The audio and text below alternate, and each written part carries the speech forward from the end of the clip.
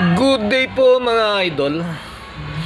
Ayan na po, natapos po natin yung 200 pieces na butas dito sa bus bar plate. Ayan po, alas 8 natin inumpisahan ito mga idol. Natapos po tayo ng alas 10. Hindi po tayo nasira sa target time ni customer na 12 o'clock. So, pwede ko nang i-shout out si customer.